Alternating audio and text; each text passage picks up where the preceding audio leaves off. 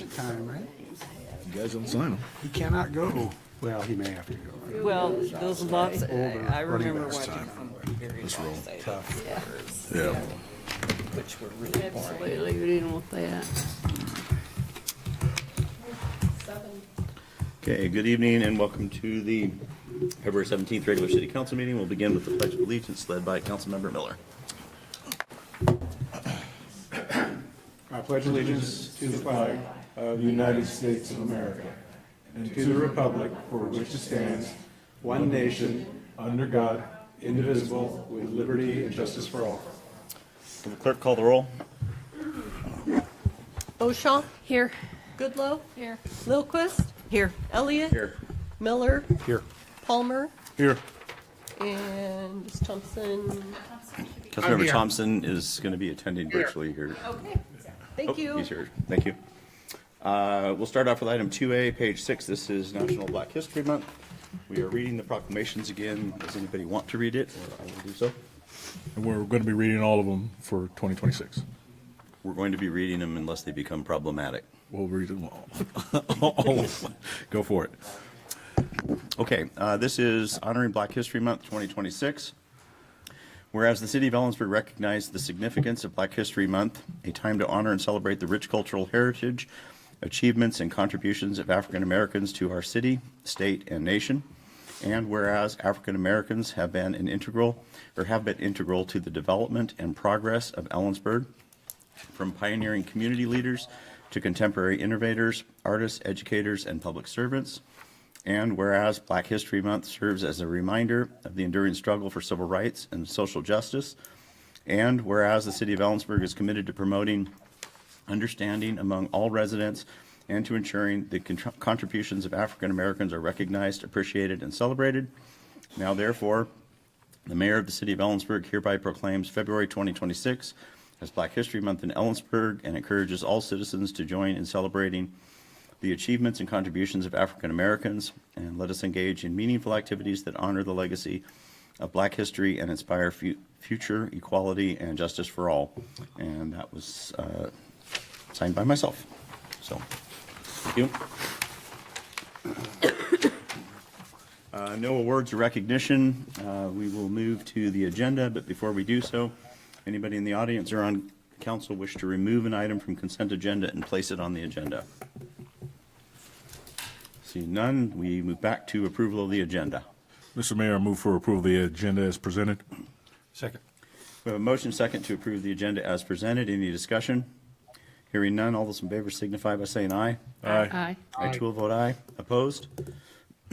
That motion passes. We move to approval of the consent agenda. This is page 7 through 40 in the agenda packet.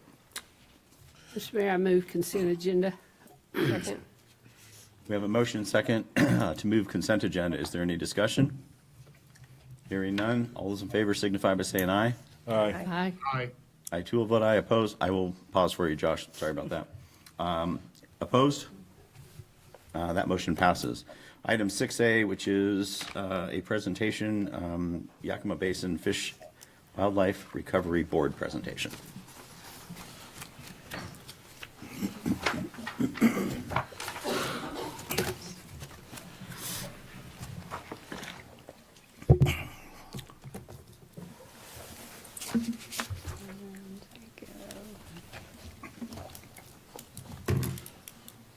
Okay. Alex, you can introduce yourself. Well, welcome, and thank you for the invitation to present to you tonight. I'm here, Alex Conley, Executive Director for the Yakima Basin Fish and Wildlife Recovery Board. And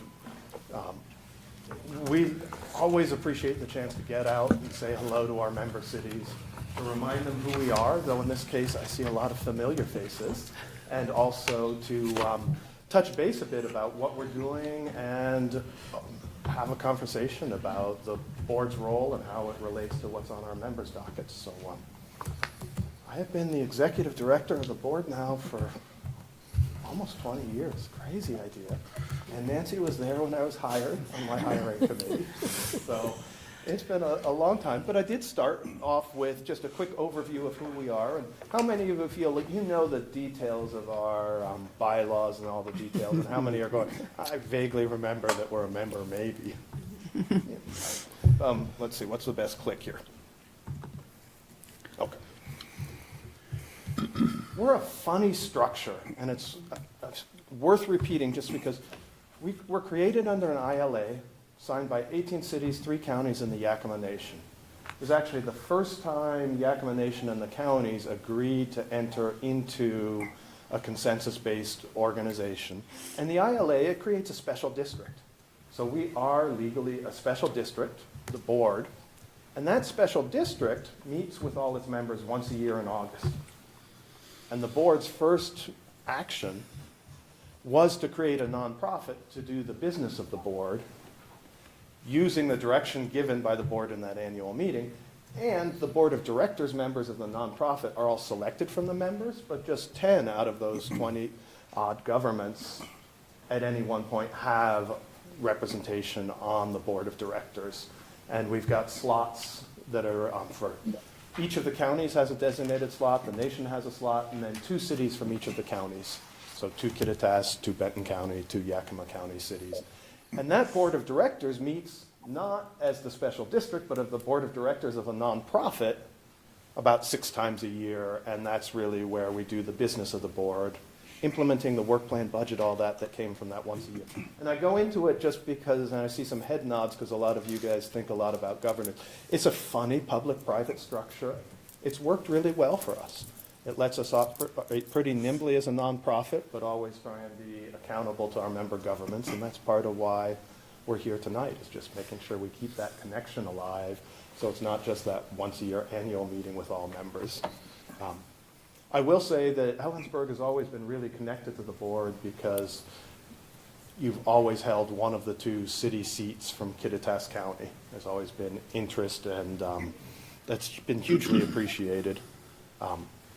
So that's sort of our structure. And our mission: to conserve and restore sustainable and harvestable populations of native fish and wildlife species in close partnership with the communities of the Yakima River Basin. And the key is, we're about conserving fish and wildlife, and most of the focus over our 20 years has been on listed fish species, steelhead, bull trout, also on salmon, lamprey, but it's really focused on the aquatic side. There are lots of entities doing that work. What makes us unique is a real emphasis on in close partnership with the local communities.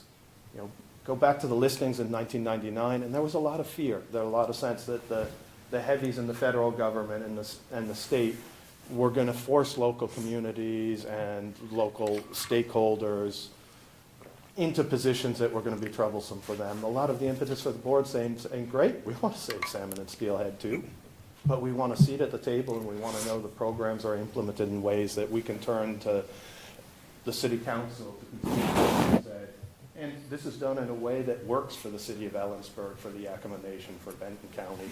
So that's a critical part of our mission. Here's our current membership, just so you can see. These are the 10 board of directors members and their alternates. It's been great having Delano join Nancy as an alternate. She soldiered alone for many years, and really appreciate the interest he's shown in our work. And you can see who else from around Kittitas County and the rest of the basin. Oops.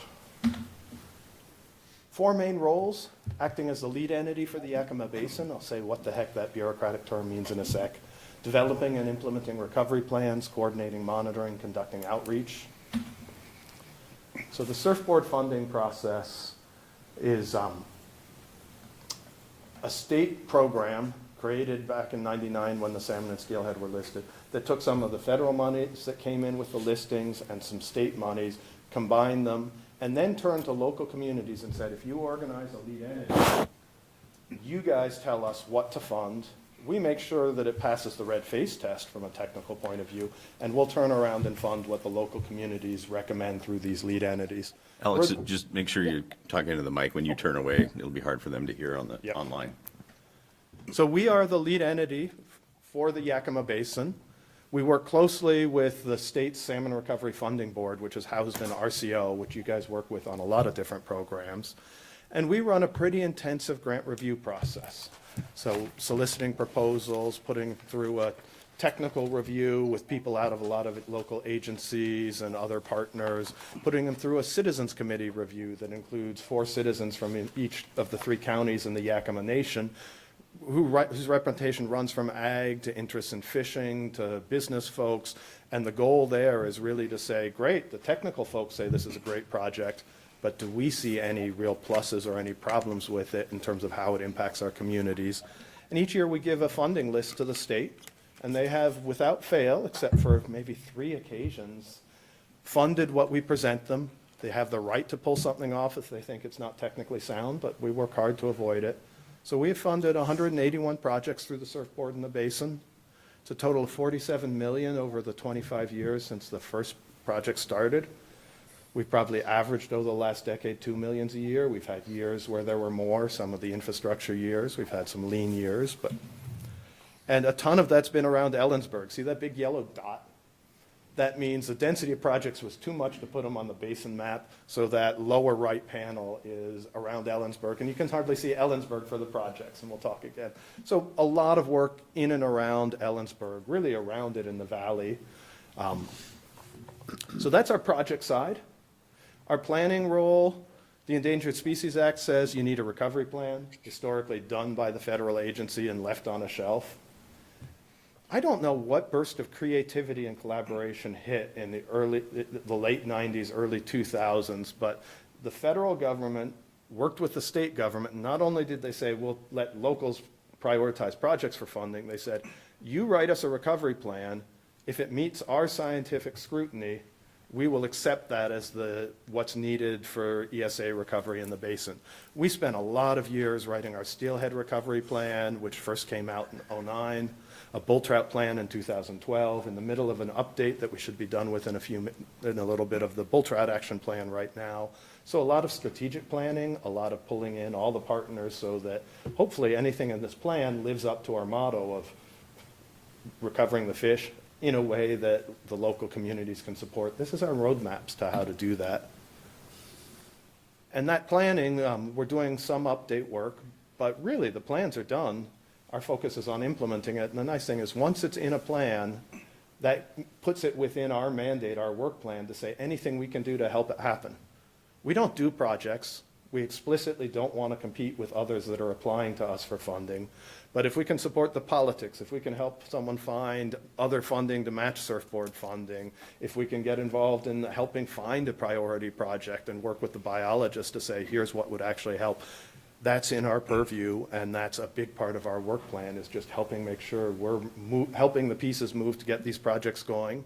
At its best, they're awesome multi-benefit projects that everyone loves. At its worst, it's so many multiple levels of bureaucracy and politics and technical aspects in these projects. It's a ton of work to keep it moving, but we've got great partnerships in the basin.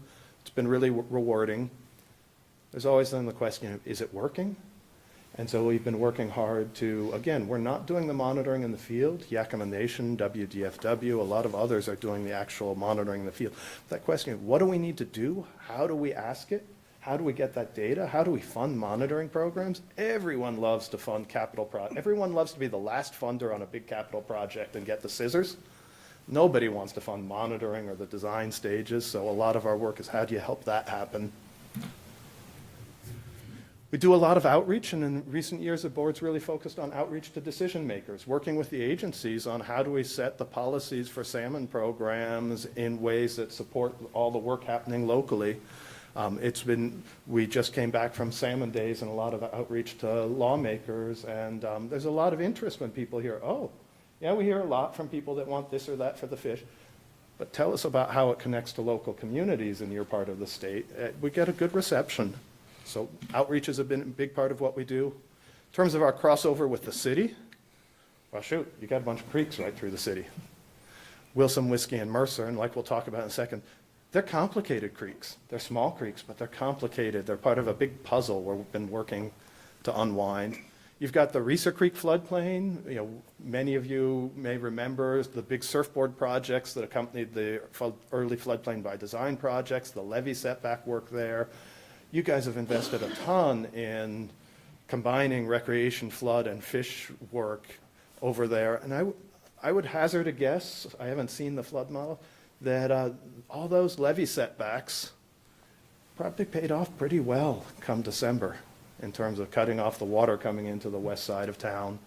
And the habitat on the riverside or the stream side of those levees has really taken off, as any of you who've been out there know. We've been really involved working with the county, with the Yakima Basin Integrated Plan, and with the city on all the work that's happening just at the edge of and outside of the city down to the canyon, which biggest impact for you is the wastewater treatment plant and the Twin Cities spray fields. You know, the county has done a really great job putting together a comprehensive approach to floodplain restoration. We've been excited to help support that. Stormwater management, folks have retired, but you guys, I think, still have a great program going, and that's an area of crossover. The riparian critical area management, what matters most for fish? How does that relate to all of the other mandates you guys are working with, potential trail locations, parks, et cetera, and flood management, like we talked about. We love those multi-benefit projects where there's habitat on one side of a levee and a dry neighborhood on the other side. And tons of crossover with recreation, you know, a lot of talk with all that work that the county's doing on can we connect the trail network that's been proposed up from the canyon through the city. How does that fit in? So lots of areas we end up talking with folks about work in the city of Ellensburg. And really, I mentioned earlier, you got small streams but complicated ones. This is crazy. There are not that many places, and I don't have a pointer, but you see where the big Y is in the middle of the top? That's Wilson Creek dropping into Nanum Creek right at the canyon up there. Not many places do we have a creek come together into one creek out of the mountains, promptly split 5 ways, and then come back together again into one before the bottom. And this puzzle of, okay, there's beautiful habitat up high. There's tons of barriers. The green dots are just barriers that have been fixed. A lot out here in the valley. Annalale and the Kittitas Conservation District have been amazing on that. The county's done some work. You'll notice not a ton of dots in the city, and part of the puzzle is which of these routes do we prioritize and how? Do we work to get fish to the east of the city? Just on the west side in Whiskey Creek, through the city, under the city? It's tangled and complicated, so yeah, you guys have some interesting puzzles and thinking about the streams in the city and how they fit in with all the work we've been doing to try and talk about how do we get them up high. Very much a work in progress. And Nancy mentioned maybe a little bit of interest in a water year update and a fish update. So on my slides there, and then go to questions. And see that blue line? We went from competing for the lowest ever reservoir levels. The red line is average, the green is last year, blue is this year, to just in 1 month being among the highest ever reservoir levels. Already the reservoirs across the basin are fuller than they ever got last year in June. So crazy to see how much water we've stored, which is a great sign for next year's water year. The challenge, our snowpack isn't the worst it's ever been. That red line's basically 2005. But dang it, it snows a little bit and then it stops, and we just haven't been piling up the snow. We're still most of 60 days away from peak snowfall, and a lot can happen. So I'm not yet we're going into a major drought mode. But everyone, not just the skiers, anyone who cares about water is looking at the snowpack right now and going, what's up? So we'll see what it means for our water year next year. The full reservoir means that we shouldn't see the same level of drought impacts that KRD and others have suffered in recent years. But it's certainly possible we have still significant impacts depending what the snow does. So, and the final one's the fish counts, and you can see over the last 20 years some big picture things. You go from just blue and red, just steelhead and spring Chinook, to seeing coho and fall Chinook come back into the basin, to seeing the purple as sockeye reintroduction. So more colors means more fish coming back. You can see we were feeling pretty cocky in the mid-2010s. Fish were coming, we'd been working hard and the numbers were going up. And then we just crashed. Part of it's the ocean, but part of it was also challenges in the Yakima Basin getting our young fish to the sea. We do pretty well at producing fish high up in our basin, and our challenge is getting them out to the ocean and back again. You guys contribute a ton to the, in Kittitas County, to the producing the young fish, and we have to get them through the rest of the river on their way out. But you can also see we have seen some uptick. We were scared for a while that we were really crashing. We've seen enough of an uptick across most of our species to feel pretty good. And we're seeing year to year, this is actually a good year for summer Chinook, which are the only fish that would spawn in, say, the canyon reach. Lamprey, things are getting a little better for steelhead, which had us scared for a bit. They're looking not great, but a lot better. It's a mediocre year for other runs. It was a poor year for sockeye. So as the Lake Cle Elum comes on, that's Fish Passage, whose primary goal is to get sockeye back up. We now have the ability to get them in the lake, and in a good year, they come up the Yakima in June, July, and we can see thousands of them. And with what that work done at the lake, we hope to see that really increase. In a bad year like our last few, we had about 50 sockeye that made it through because they're coming in right when the river's heating up. So those puzzles of the lower river down in Benton County, part of our role as a board is to say, hey, these folks in Kittitas County have invested a ton in habitat. We need the work in Benton County too. That's part of that partnership across the different entities. So that's where I'll end my talking part, other than to say thank you for all the support that the city has given over the years. And just open up to any questions, comments, thoughts. Well, first, Alex, I'll say that, one, thank you for the presentation, and I do appreciate being on the board. For somebody that's not from the region, this has been an amazing crash course into everything about this wonderful area of the country. And I'll just highlight one thing you didn't talk about was the Gold Creek project, and I think that's an exceptional example of their collaboration with the tribes. Watching them out there, being able to catch the fish as they move them physically in coordination with them has been fantastic. So it's a great project. And we went there as part of the tour for our annual meeting. So if you ever want to get out and see some projects, let us know, whether it's our annual meeting or other project tours. We love getting people out. Any other questions from council? No, just thanks for coming, and that was a really good overview of both And the structure and the technical.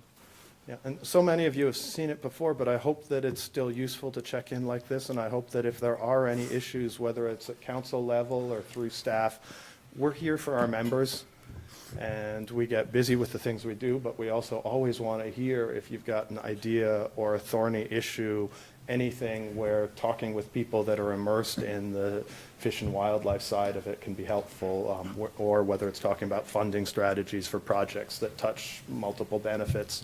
We are there and want to be here for our members.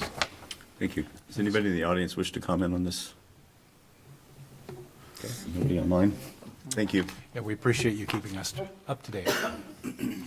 Does anyone want, you can find this all on the web, but if you want the updated version of our project booklet, I have the last one. Which is, hand them to the city clerk, and then we'll, I'll take one. Thank you. how many people want one? I'll take a new one. With inflation, it's starting to. there's somebody in the audience that wants one. It sounded like somebody in the Somebody in the audience. audience wants one in the back green hat. Okay, before we move into public comment on non-agenda items, I just want to just briefly mention to council members and to the audience, we are going to, in council member reports, going to talk about an issue related to COG and sort of the issues surrounding the president of the university and our COG's role, the city council's role in being involved in that. So it's going to be talked about in a time when we don't typically accept public comment. So if you're here to talk about that, that works. Other than that, we'll move. So again, we have nobody online, so go right to 3-minute conversation. All speakers, cumulative total 30 minutes unless we extend by a vote of the council. Don't identify yourself as a candidate or discuss a ballot proposition for or against. Address an item over that's identified on the registration form, must concern city business and over which the city has control. State your name, live in Ellensburg, Kittitas County or elsewhere, representing yourself or others, and state the topic at which you wish to speak before making your comments. Please do not engage in conduct that disrupts, disturbs, or otherwise impedes the conduct of the city council meeting. And again, normally we don't respond, but we may give you some direction afterwards. First signed up is Mr. Kelleher to talk about the pool with smiley faces.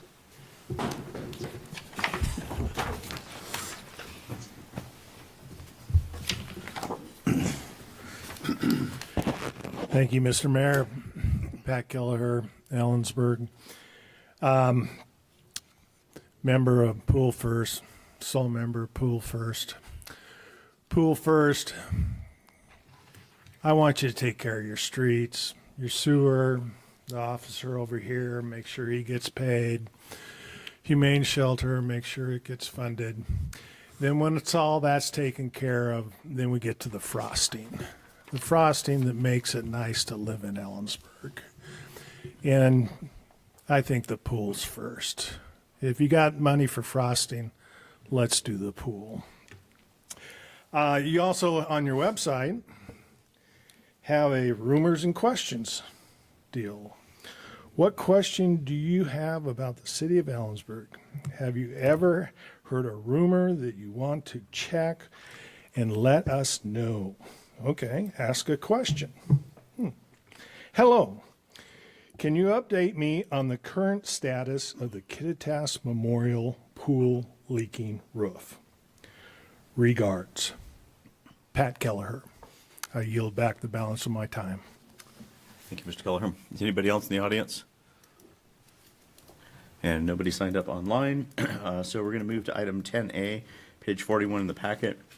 This is a review of Ellensburg City Code, Chapter 1.88, which continues the discussion on the DEI Commission role, duties, and responsibilities.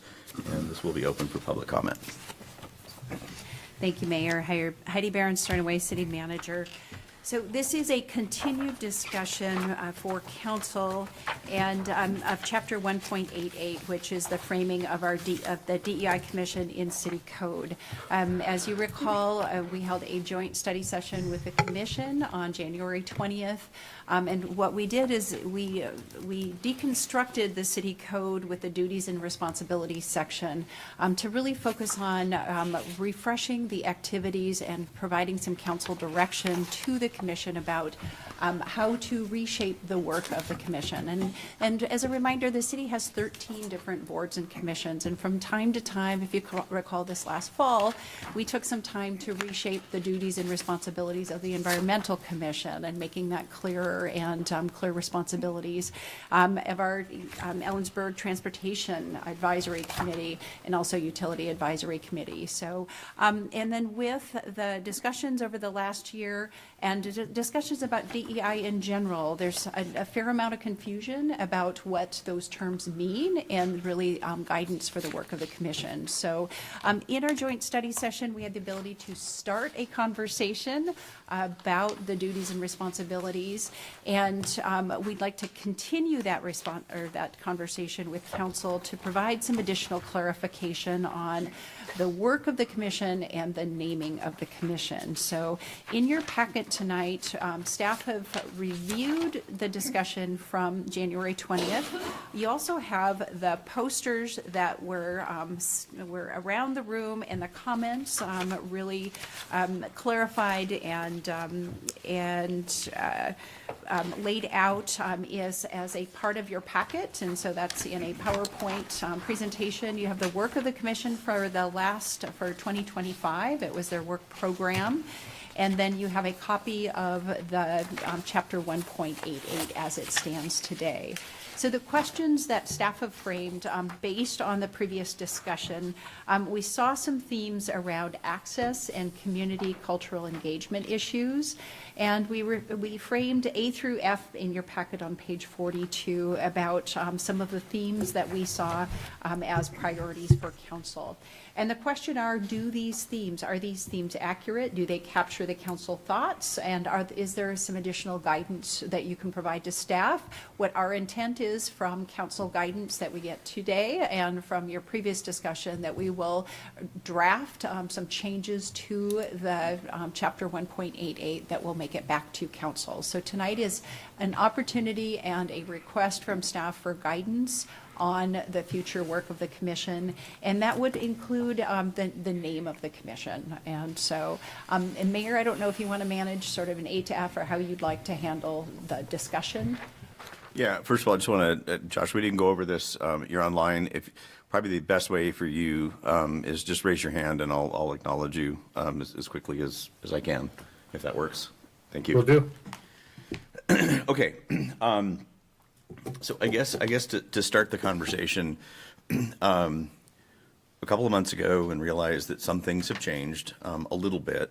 But a couple of months ago, we had a conversation, and part of that conversation was that based on some direct guidance or the interpretation of direct guidance, that some of our language in our Ellensburg City Code is actually problematic and was making employees like uncomfortable to like sign things, whether they be grant applications or whatever. And I guess, to me, that feels like an item that we absolutely need to resolve, and sort of get back onto a plane where we're not asking people to sign things that potentially make them really uncomfortable, from a legal standpoint. So I guess I would maybe yield to the city attorney and maybe to bring up those points that, hey, here's the language in the Ellensburg City Code that is potentially problematic. So maybe I would answer, and I will ask the city attorney to nudge me, and he can take over. So particularly the section of the composition of the chapter is something that we need to change. And so that is a given. And so to make changes to the code, staff could bring back just those elements. When we open up a city ordinance, it's important if we have additional guidance to make those changes. It's a lot of work to open up the changes in city code. And that's why we're really asking you for guidance, not on the composition. We have language for that. It's really about the work and of the DEI Commission. All boards or commissions, again, they serve at the leisure of the council. They're framed by the council. They are set up to guide you, and so this is your opportunity to sort of reframe that. And so again, the composition of the language and the composition of the commission needs to be changed. We have a recommendation for that, but it's about the rest of the work of the commission specifically. We're asking you for guidance on. Okay. So that's coming back regardless at some point. Okay, good. So I guess I would throw back to council. Maybe we deal with. Do we need to rename the commission? And this parallels a conversation that we've had about potentially infusing some of the other comp plan chapters with the concepts and role. It doesn't. The ordinance says we have a commission. Right. And it does give some, which is going to be the next section, we talk about duty and responsibilities. But those terms are being searched. And do we as a council want to, potentially address that ahead of the conversation about duty and responsibilities? I think so. That's just me. Yes. I Okay. think so. So I would agree as well. So why don't we start there, because maybe that'll frame the conversation about duty and responsibility. So we're talking about the terminology we use to name this commission at this point. Is there suggestions? So I'll throw out there, I go back to the Braver Angels events. The intent there was to try to bring the city together as far as conversation, to make sure that everybody has a better understanding. And part of the deliverables from that was regarding Chapter 9 of the Comprehensive Plan and how do we identify it? What are we doing as far as the content of it? What are we doing as far as the name? So to me, kind of matching some of the deliverables that came about regarding the Comprehensive Plan, to me, it would make sense that there's some consistency as far as messaging, in that maybe the commission could be renamed Access, Engagement, and Belonging, and fulfilling and kind of following along with what we have currently as the current title of the Chapter 9 of the Comprehensive Plan. I like the simpler Community Engagement Commission because it encompasses access and belonging And I'll be fine with in that. that name. Right. I'd be fine with that. I have a similar take on that. This isn't anything profound, but I think something along the lines of our community commission. And basically, it's local roots to our community and those who live, work, and visit here. belonging and engagement should occur, but I'm not sure that that's central to naming the commission. Okay, so we've got a couple suggestions. Sarah, Nancy, Josh. Do you guys have Yeah, I'm okay with community engagement for sure.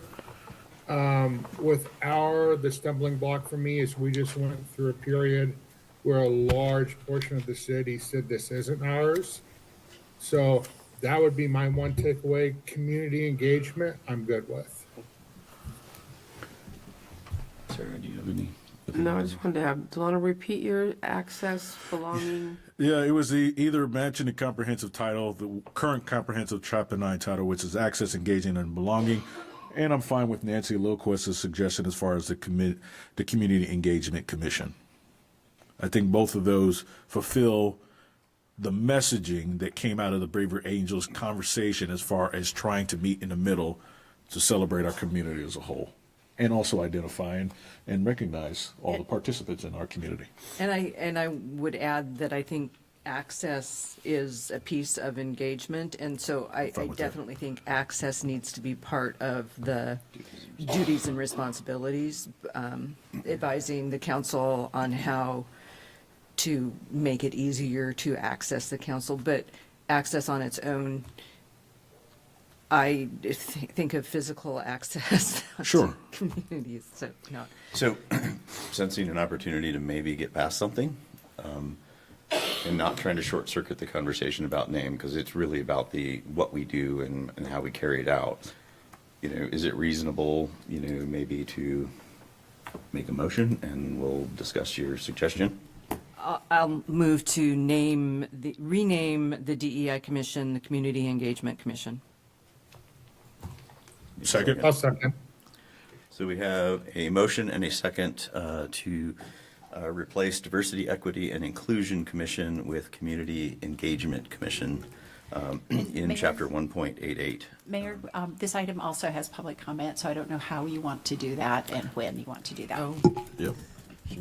Let's do these kind of individually. So I will open up to conversation specifically about about the naming of the commission. Does anybody in the audience wish to speak? Same rules, 3 minutes. I think the commission ought to have a role in this. Hello, William Coleman, resident of Kittitas. I like the name Community Engagement. Are we going to make sure it engages the community, or is it still going to be for a certain class of people and not others? So I'd like to see the DEI Commission members removed and appoint new members too. Let's start fresh with something Mr. Coleman, honest. Yes. Mr. Coleman, stay on the subject, please. We're talking I'm about done. the name. Okay? Yeah. Name only right now. Yeah, Thank you. good name. Thank you. How does it matter? Does anybody else wish to speak? Nobody online? Oh, Mr. Kelleher.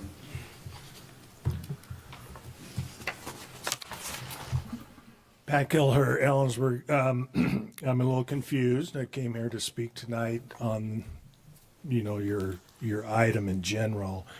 And I just want to know where my little slice of bologna comes. And I could do it right now, or, because I don't know when the public comment is coming in. So I'm a little confused. We're gonna handle these sort of one by one when we get to duties and responsibilities. If you're talking about that, if you're talking about the impact on the comprehensive plan, that's really not on the agenda tonight. It's the ordinance which will drive those conversations later in the comprehensive planning process. So if it's about duty and responsibilities or membership right now, that's not on the table right now. Because we're going to get to the composition piece here in a second. Okay. Okay. Thank you. Anybody else want to talk about, because we're going to vote on the name. Yes. I have a comment.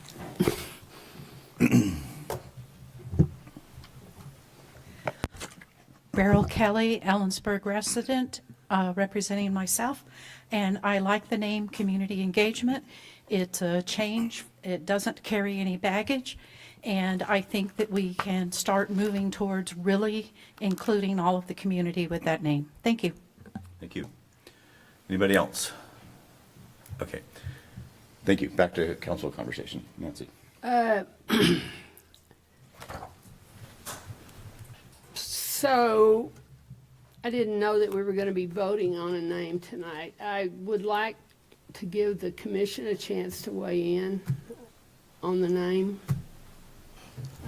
It's our prerogative to, So I guess Wait a I minute. would say we're not actually making the change. We're telling staff to bring it back to us for ordinance change.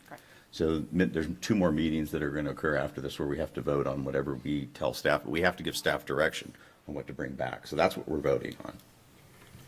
I thought we were voting on the name of the commission. We're voting on what we want the name to be. It'll come back to us as an ordinance 2 times, first reading and second reading. Because we can't change an ordinance tonight. Yeah. So So if the commission wants to be involved or should be involved in the name of the commission, they can do that during, when? but anytime in the next 2 meetings, if we direct staff to come back at the next meeting. Yeah, so DEI The Commission, earliest this would happen would be next meeting, we could have first reading. Meeting after that, we could have second reading. That would be the absolute earliest, fastest this could Likely, happen. yes, capacity-wise, the first reading would be the second meeting in March. So we'll have time to bring this So a month and for a half. discussion back Okay. to the DEI Commission. Yeah. And just, again, so the audience understands that we're not changing the ordinance, we're directing the audience, we're directing staff to bring recommended changes back to us in language form. And for the record, I'm not averse to community engagement, but I feel like the commission should have a voice in this decision. Okay. Anybody else? Okay, so we're voting as a council to direct staff to bring back a language change that would rename the Diversity, Equity, and Inclusion Commission, Community Engagement Commission, understanding that we will vote at least 2 more times on this over the span of probably at least a month and a half. Okay? So all those in favor signify by saying aye. aye. Aye. I too will vote aye. Opposed? Aye. That motion passes. Okay. Does anybody see anything in the first section, creation and purpose, that they wish to discuss? And we'll walk through it chronologically, or not chronologically, but numerically here for the audience. I'll give you guys a couple seconds to look at that. Well, the name, Yeah. I mean, Yes, it'll follow through. Yeah. Yeah, it'll fall through. Any of those things that has been identified as a risk that we had kind of talked about from an ordinance standpoint, the staff is already going to bring that back. But anything else? Yeah, Josh here. Just to throw this out there, I've raised this before about the size of the commission itself being 9 members. It's the only committee or commission that is that big, and it's 2 seats bigger than the city council itself. So I would raise that. I would want to bring that at least back to 7 and bring it in line with the rest of our committees and commissions. Okay, somebody want to have a conversation regarding that? This is more for staff. Like, is there state precedence as far as the commission side, or is that just city by city and then commission by commission and whatever the city council appoints? The city council creates these commissions, and so it's really your rules. Gotcha. Okay, Are so there bef- 9 sitting members right now, or are there vacant spots? We have 1 vacancy. as I recall, the purpose of expanding from 7 to 9 was to engage more of the community and more, Diversity. of thought. well, the members that have different communities within, sub-communities within the community, I guess. So it just allows for broader representation. This is a question for Nancy Goodlow. Do you know? Sorry, Josh. Go ahead, bud. Yeah, I was just gonna say, that would make sense, but what we just went through with Jeff St. John, where he was kind of I mean, from the outside, looks like singled out for being at least a moderate by all standards. If So we're let's stay really focused on trying the to number of candidates. bring, what's that? Number of candidates, composition is next. Right? So inside. Well, I was saying, my response was, that, if it was, that it was expanded to 9, which was the point I brought up, to represent more viewpoints. And I'm saying we just went through something that looks like we're representing fewer viewpoints with this larger body. That was my point, tying it into 9. Okay, so I'm going to gain, before we, if we go to a motion and potentially a second to recommend this, we're going to have the audience speak up. This is about, go ahead. Yeah, so my dilemma with changing from 9 now is that we currently have 8 on the commission, which means if we were to go back down to 7, somebody has to come off the commission, either voluntarily or forced removal. You can do it by attrition when they come due. That's true. Okay, you can do that, but then you might have even on the voting and stuff like that. If you're at 9, I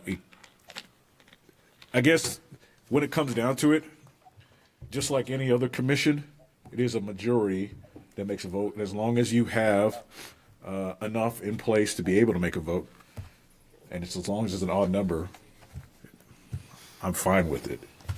So I guess, yeah, that's my only. Okay. Which in this case you would, because the tiebreaker is the chair, and with 8, that leaves 7 members. And so you would never need a tiebreak unless you had somebody missing.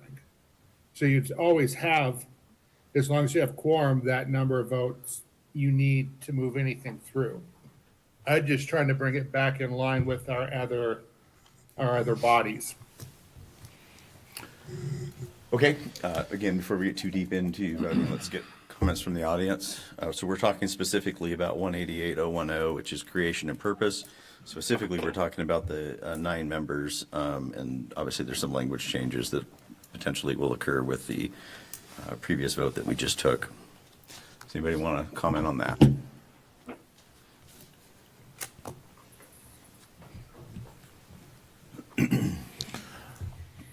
Carol Kelly, Ellensburg resident. Speaking for myself, my only concern is with a 9-member commission, it can be difficult to have a quorum at every meeting. And trying to schedule 9 people to get together to a meeting can be problematic. So perhaps to streamline things, that going with a smaller commission might be a good idea. Thank you. Thank you.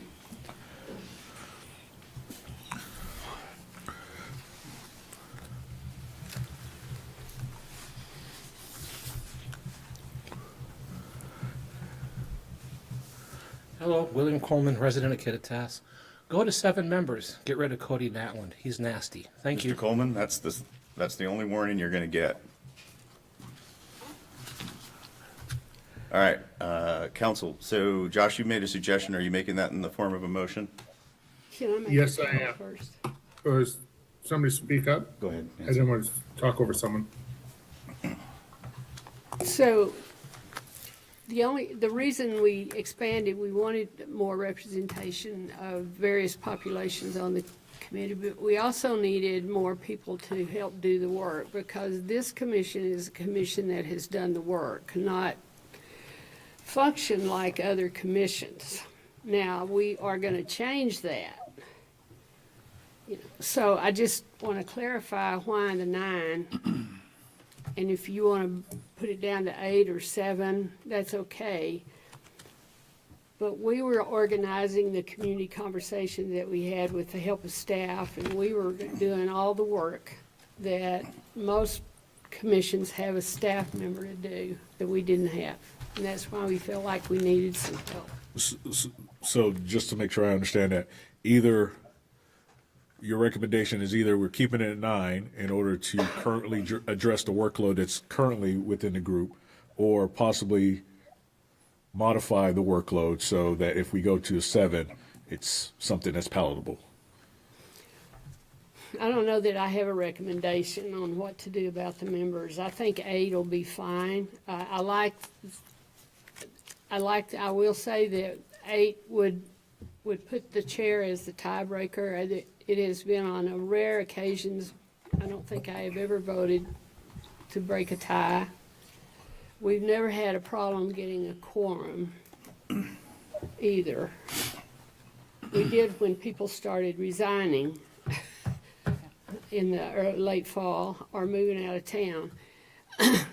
We had a couple of problems there, but we had everybody swear on a stack of Bibles that they would be at every meeting until we could get some more members on the commission, and that made it work. And so just want to clarify that a commission of 8 would still have a quorum of 5 members. Yeah. Do we actually have to make a motion on this? I mean, can we come back with a staff recommendation on it? At least to talk about the numbers and say, hey, based upon the evaluation, staff recommends 7 or 9 or 8?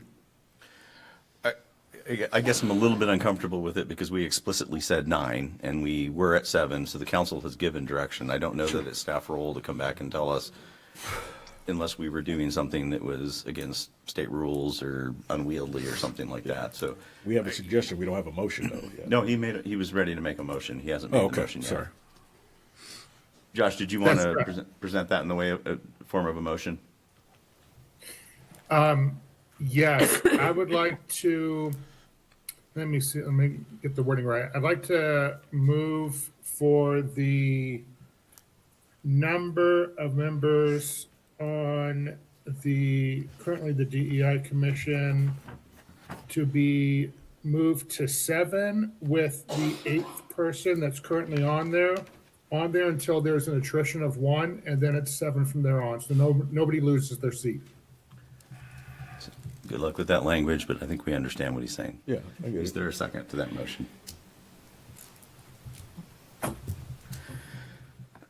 Okay, are there any other, sorry, that motion? Can I- Yeah, go ahead. We'll finish the motion failed. So the motion fails for lack of a second, understanding that it can be brought back up during first reading of an ordinance, because there's going to be a lot of language changes to this 188-010. And then I was going to ask, is there any other language changes suggested for 188-010? I was just going to suggest we can revisit the number of members after we look at duties and which could relate to workload. Yeah, Yeah. I was going to suggest that We'll as come well. back there. If we make a substantive change tonight, we'll come back tonight. If not, it can Okay. be considered during first and second readings. Yeah. Okay, the second section, and again, I'm just going to remind the audience, we're not talking about, decisions that have been made in the past, the DEI Commission. We are talking about this ordinance, and we're going to stay on that, okay? And I'm going to enforce that for people making comments. So the second section is going to be 188-020. This is the composition of the team, or excuse me, composition of the commission. Too many COM words.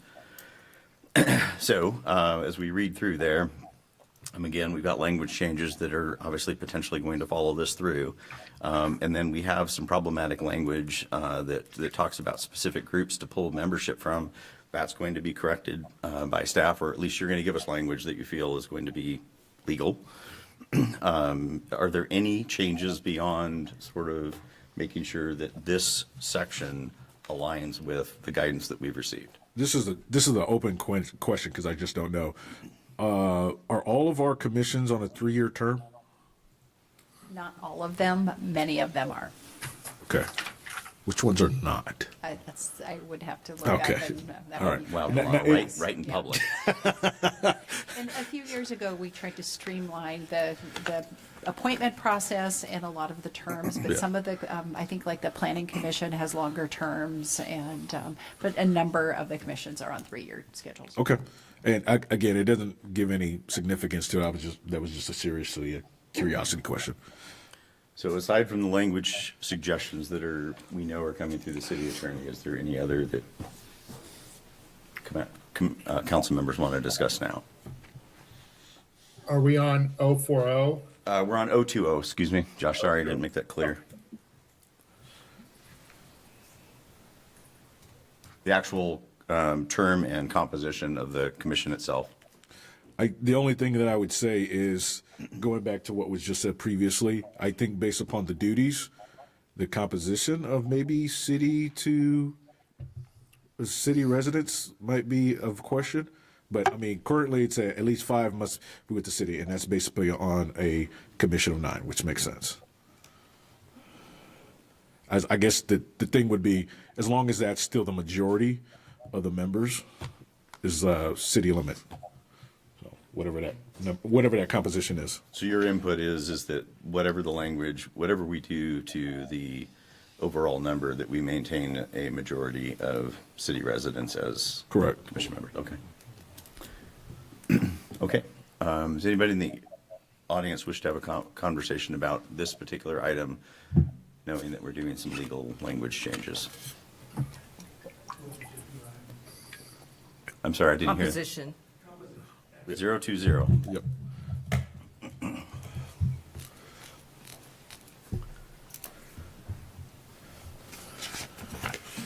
Pat Kelleher, Ellensburg. I came here tonight with my 3 minutes, as typical for the deal, and I didn't know that you're going to break it up into segments, that I'd probably end up with 20 minutes tonight. Wow. I know, and you guys were looking forward to it. So what I'm going to do is yield back the balance of my times and submit my written comments to the clerk. Thank you. All right. Okay, we're going to move from 020 to 188-030. This is removal of vacancy, and that section was repealed, so we don't currently have removal or vacancy procedures. Okay. We're moving on to 188-040. This is subcommittees, and somebody mentioned they had a... I think Josh did. Oh, Josh, go ahead. What did I? We're on 040 now. Subcommittees? Oh, I was just making sure I was on the right page with the rest of y'all. Okay. So obviously some language changes in there. Does anybody want to change anything beyond name of the commission? Beyond the name. Or any suggestions? Go ahead. I don't know if it's appropriate or not. Somewhere in here, talk with the city manager about this. There needs to be some kind of a clause for commission members to, can't think of the word I'm trying to think. Recused? No. No, if a decision is made and a person doesn't think it's a fair decision, there needs to be a process for hearing that decision. I can't think of the name. Like a dissent, a dissenting opinion? Yeah, I think it needs to be with every commission, but I think this would be a time we could talk about putting that in here. Under subcommittees? So Confused. my suggestion, just that would not be an ordinance, it would be a policy that we could either put in council rules, or when we reframed the boards and commissions a few years ago, we created the appointment process, and so that's, Okay. there could be an appeal structure that applies to all of our boards and commissions as opposed to just one. So that would be staff So recommendation. why don't we put that on Yep. the future agenda to add that language in to consider that language for all commissions and committees?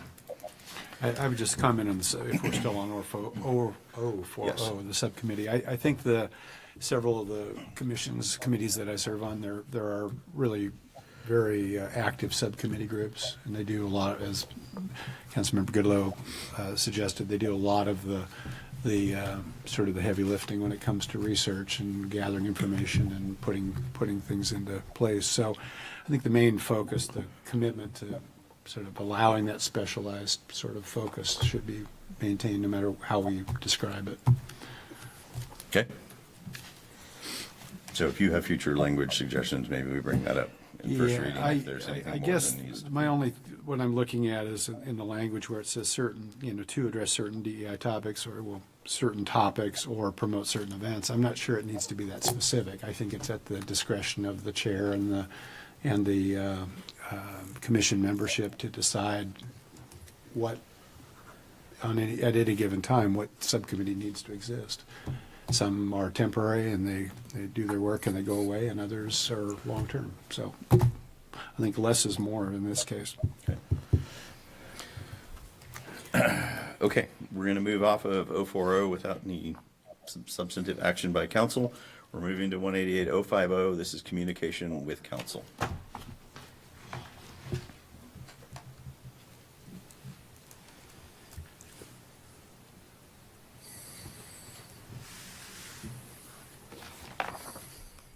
This is a question for Nancy Goodlow. Just as far as an opinion from the current members of that commission, does that language still work there? Or I guess the timetable. The timetable currently is receiving those funding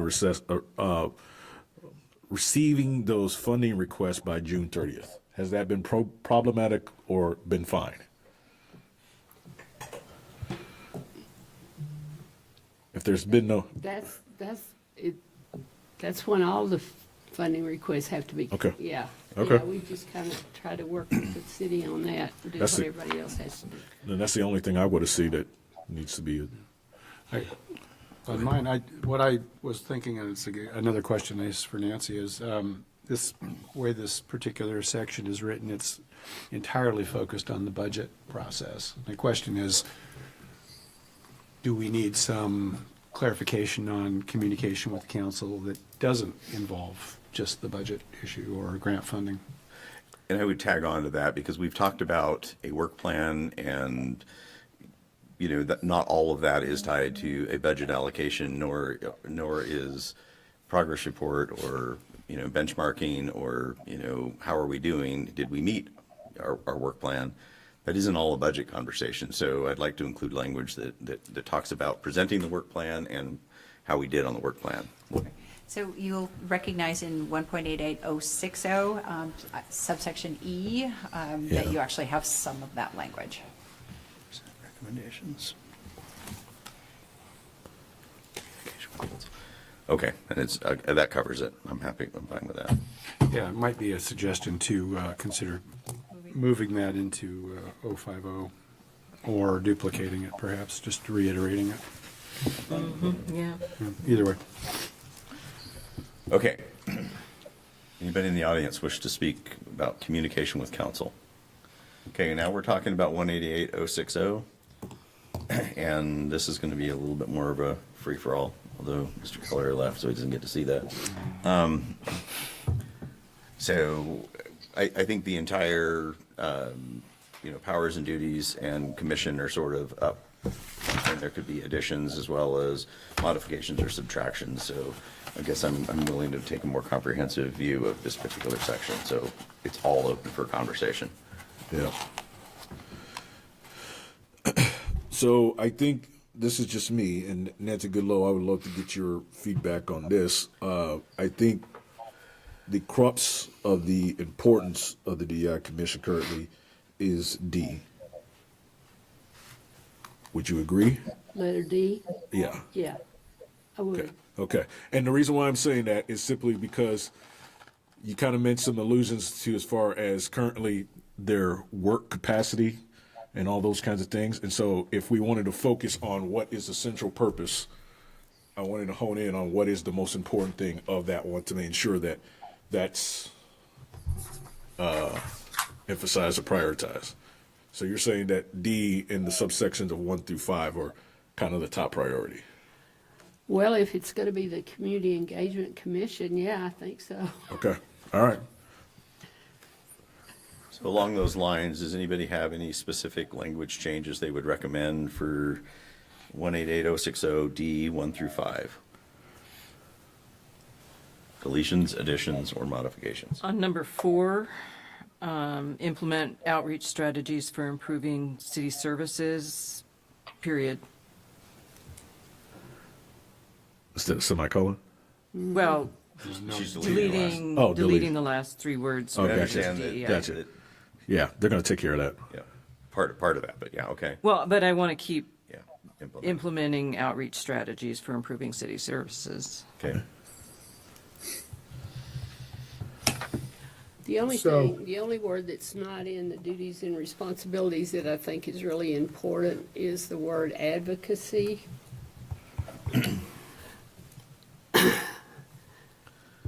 Would you be ready to maybe craft some language, or do you need a little bit of time to potentially give that to staff to put into a draft? Now, I could Revision see of what the I could do with the language, yeah. Can you, so potentially you're going to put in a statement regarding advocacy in terms of duties and responsibilities? Yeah. And you'll submit that directly to staff, and that'll come back in the draft ordinance? Okay. So Nancy, part of the reason why I wanted to focus on what is the priority of the DI Commission is ensuring and identifying, okay, if D is the crux and most important part of this, are there parts of this that not necessarily could be sacrificed, but are less of a priority that could maybe remove some workload? Because again, D is meaning the action of the engagement piece. So what are those menial tasks that, and the reason why I look at that, A through C to me is somewhat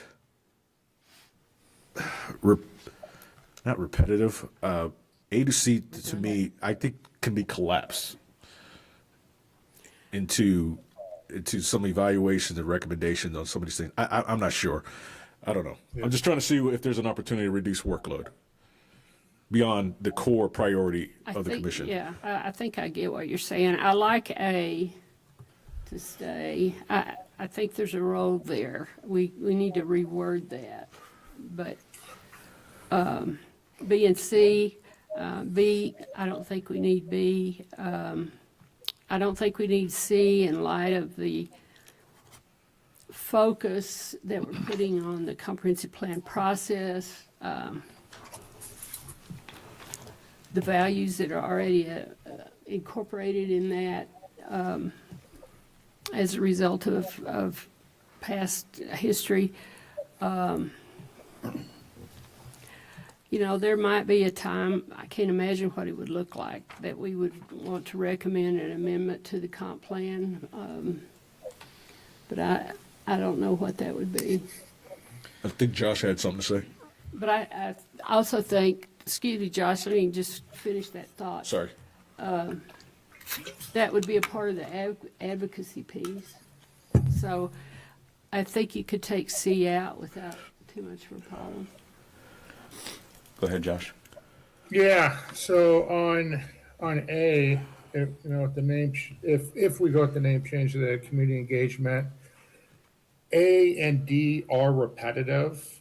You'd have A being advised, city council on actions needed to sustain and improve community engagement. And then D is recommend for city council adoption of community engagement plan that includes. So they're just repetitive. I think those can be collapsed into one without really changing anything other than just making it cleaner language. Will you guys take a stab at the language to make sure you're capturing everything? Yeah, I would just We say can this is revisit. very helpful conversation. Thank you. I actually, I'm going to add something to E, or a suggestion for E. I don't see the work plan and the report, you know, specifically spelled out. You know, I see progress occurs, but, you know, I see how to achieve duties and responsibilities. I don't see the term work plan. I want to see the term work plan. I want to report on, you know, with metrics, or here's how we decided whether or not we made progress or not. So I guess one of the things that I would ask about that, just from a clarification standpoint, they currently have been putting out reports kind of on a biannual basis. Now, I would agree with you, maybe there's an opportunity for better metrics associated with them, but when we talk about the amount of events, those kinds of stuff, now we're talking about participation possibly increasing in something year over year, those kinds of things. Those are the type of metrics that, yeah, I would agree with you, should probably be helpful in something like that.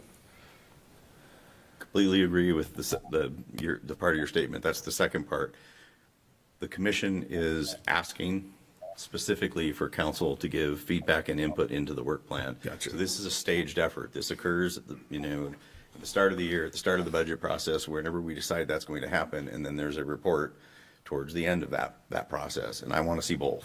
Okay. And the commission is asking for these. Gotcha. So- Okay. I appreciate the clarification there. I know what you mean now. So I'd just like that language to be in there, if nobody has any No, I agree. I Opposition think, to I that. think it's an important addition. I was just going to suggest on A, if we kept A and didn't collapse it into D, to expand it, to advise the city council on actions needed to sustain and improve community engagement, access to government services, cultural celebrations and belonging. But you could still use that language and collapse it into D, but and the other thing I wanted to say is a lot of the other commission ordinances say advise the council on stuff that the council sends to you and asks you for advice on, and that's not in here. Makes sense. It says that better than I just did. I can't remember the No, language. but you just said it was wonderful. Okay, any comments from the audience? We're talking about 188-060. Yes, sir. I don't know if you were here for, do you understand the rules for public comment? I think so. This is my second time here. My name is Camber Alsum. I'm a resident here in Ellensburg City. I'm speaking for myself, and there's probably something else that I forgot to say. All good. I want to say I do a lot of work with like rewarding stuff, business systems analyst, and I think, especially Nancy, one of your last statements on the rewarding of A sounded really great. I agree that A and D, those first parts, are kind of repetitive, that they really should be combined. But I think B is really important. I think, especially when you are trying to engage community, the review, the research, the knowledge on what the community wants, what the different cultures want, what the people here within the city want, and what works for them is a really important first step to ensure that following through with D and the 1 through 5 really can actually be executed in a functional, positive way.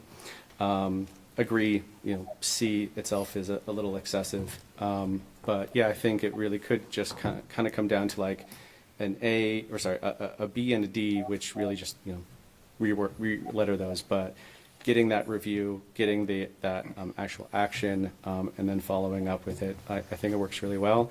Could definitely be reworded, but I like the direction that it's currently sounding, so. Thank you. Anybody else in the audience wish to speak? Okay, that was clunky, but did we This was, No, you weren't. I was. I bent. My bad. I did not just call you clunky. Our process was clunky. Did we get you what you needed? Yeah, and Mayor and Council, thank you very much. This is really helpful to have your discussion and guidance, and I think this was time well spent. So very much appreciate it, and we'll be back to you with edits to Chapter 1.88 at a future meeting. I'm intrigued by the last comment because I think I'm interpreting B differently than he is.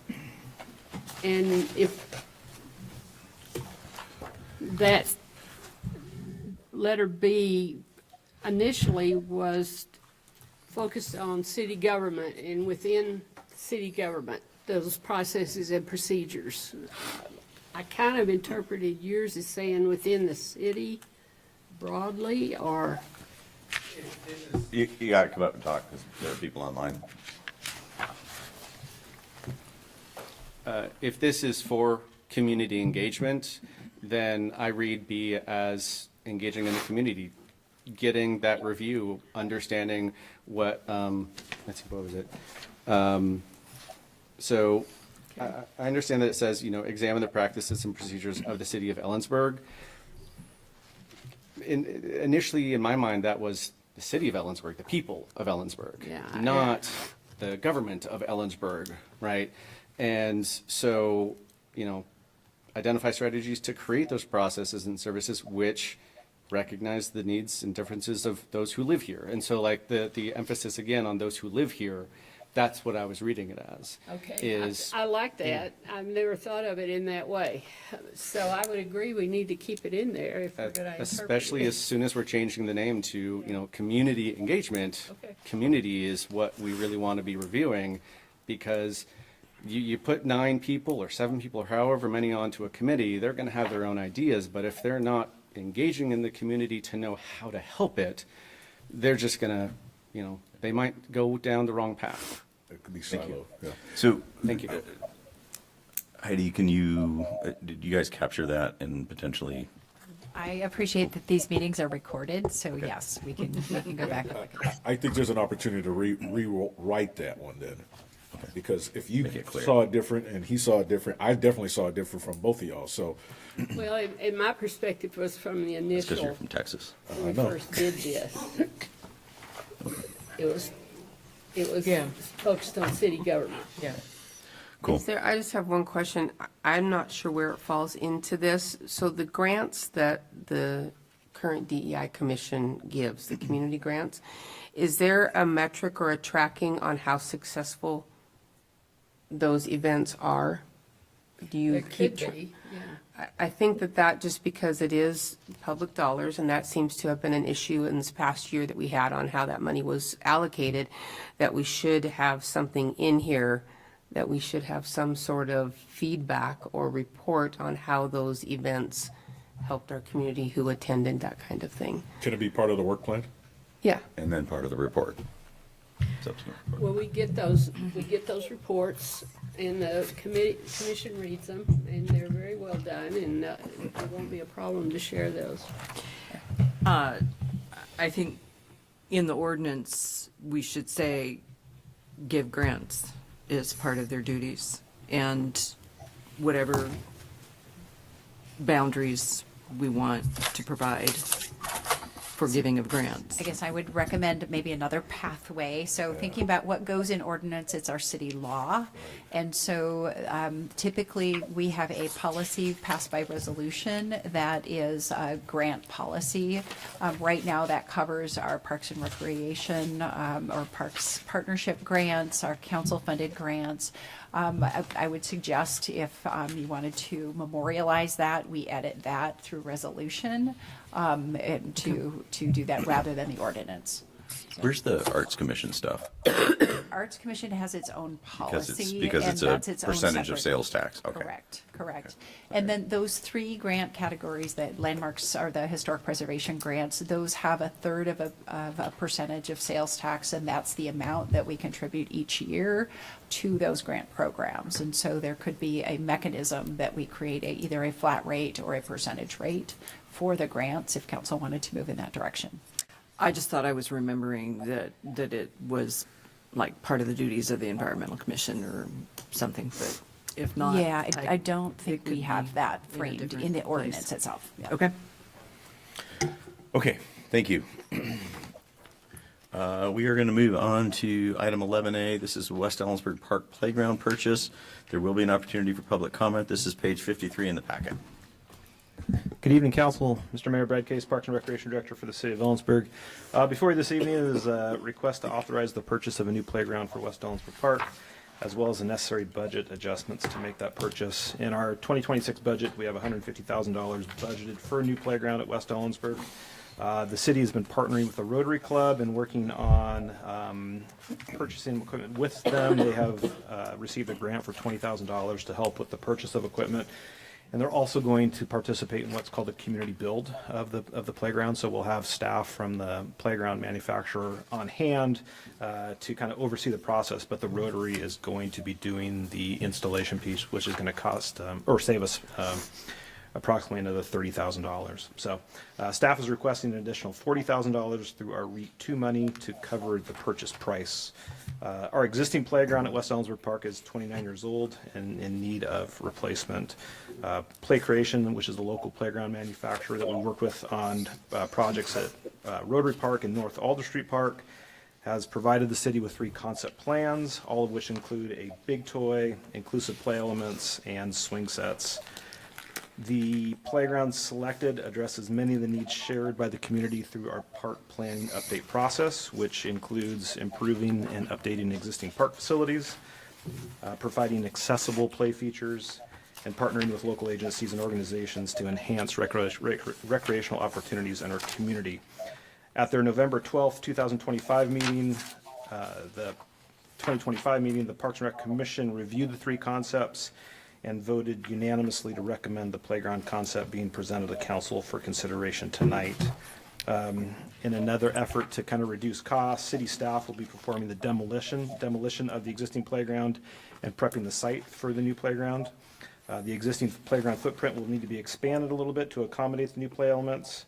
We anticipate starting this work within the next 3 weeks with the hopes of having the playground installed by June 1 of 2026.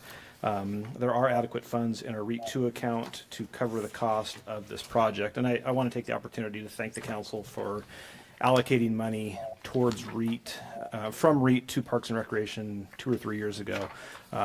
Without that move, we wouldn't be doing this project. And so we have right now about a $1.2 million balance in that REIT account. That money is much more flexible in terms of how it can be used as opposed to something like park impact fees. And so without that move, we probably wouldn't be making this purchase. So I just wanted to thank you for that. So I'll just kind of walk you through a little bit, give you a visual of what we are going to be doing. Apparently you touched the wrong button. And if somebody could tell Councilmember Thompson I had to mute him, he's got an echo. Yeah. Josh, they had to temporarily mute you. It's not personal. There's some feedback in the room. Oh, we're getting some feedback. Yeah. Watching council.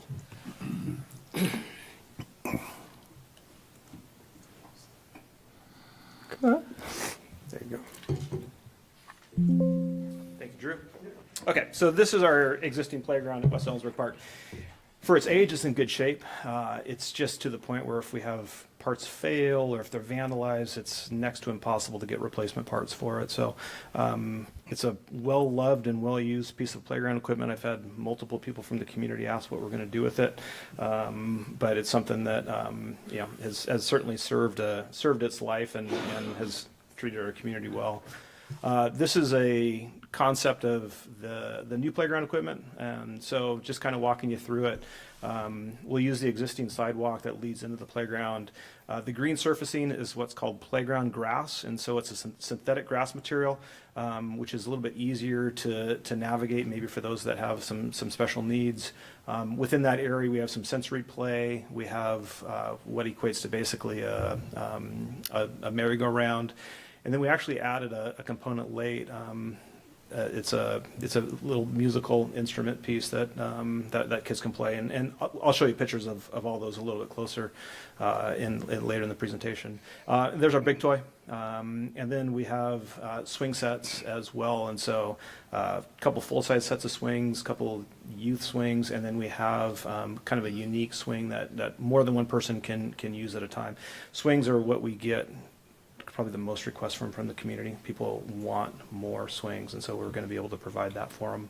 So that's a over the head view of what we have. And so really the area where the swing sets are located, that's going to be the expanded footprint of the existing play area. Right now it's just kind of open grass area. We do have a bench in that location that we'll have to remove, but it really doesn't impact the day-to-day use of that park. That's an actual photo of the big toy. So you can see it's able to accommodate lots of kids at once. A couple different slide opportunities for kids, some ropes and some climbing, some active and passive play areas within that. That's another visual of it. So as you can see, much more modern than what we currently have out there. That's the swing I was referring to, and so it's kind of like a net, so you can actually put two people in there at once. It could be an adult, it could be a child, it could be a child maybe transfer from a wheelchair up into that net, but it would be a unique component to our park system. We don't have anything like that right now, so that gives you another visual what that would look like. And so in addition to that, there would be two sets of swings on both sides of that cargo net swing. That's the merry-go-round I was referring to. So a little different than the merry-go-rounds that I grew up with, a little safer, a little less exciting. And there is the xylophone that we're going to add to it as well. So and then sensory panel. So this is, kids can come up and touch it with if they have any kind of auditory or sensory kind of special needs there, and then basically a table for kind of imagination or imaginary play. So really trying to provide lots of different options for the wide ranges of kids that use our parks. So with that, I'd be happy to answer any questions that the council may have. Council, questions of staff? Well, Brad, since you brought it up, I got to ask, what is the plan for the old equipment? We will demo it and dispose of it. Is there any opportunity to relocate it to a park that does not have it at all? No, once you remove it, it's really hard to repurpose it. That's a lot of it is wood that was pre-treated originally. Correct. Obviously subsurface, and then trying to do it back in the ground, you've got it exposed and deterioration. Okay. Yep. Our plan will be to come back in future budget years with additional playground purchases. We have, 2 or 3 more that we would really like to be able to make, so. I would like to see the waste diversion from doing that, but I understand what you're saying. I think it'll be important for staff to be able to clearly, eloquently talk about the details of why it would be disposed as opposed to being recycled, because I think a lot of people. Yeah, well, or surplus it to a church or something. I mean, Or surplus it, surplus it. Let it be somebody else's problem Yeah, that they and could probably then put in the they could figure out if they can put it in or not. I had a question. Go ahead. We could have a weenie roast. Thanks for the presentation. I was going to ask, you mentioned the park turf, and I see that in the green. Is the area under the big toy and the swings, what's the surface material? That's the engineered wood fiber, and so That's that's what all. you see So, like in some of our sawdust? existing playground areas. Breaks the fall? Yeah. Yeah. Remember those beautiful jungle gyms that were made of metal and that was sitting on concrete? Concrete, yeah, I remember that. And you would plinko all the way down? Made you tough. Rubber mats. Made you tough. Yeah. Good deal. Slivers then. Yeah, well, I remember a lot of gravel Tib fib in my fracture. kids' pockets. And the tooth. the playground grass is about $25 a square foot, and so it's expensive.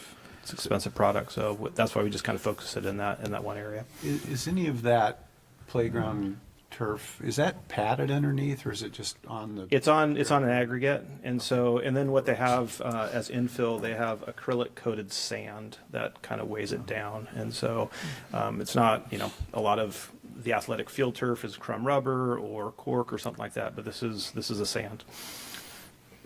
One more, you mentioned benches. Will there be any benches? Are you going to put the bench back in? We probably won't put that bench back in. It's old. It's an older bench, but we'll try to repurpose it somewhere else maybe. But we will add some seating to that location. Thank you. That's important. We're going to need that for the grandparents that are babysitting their grandchildren out there. Yep. Any other comments? Anybody in the audience?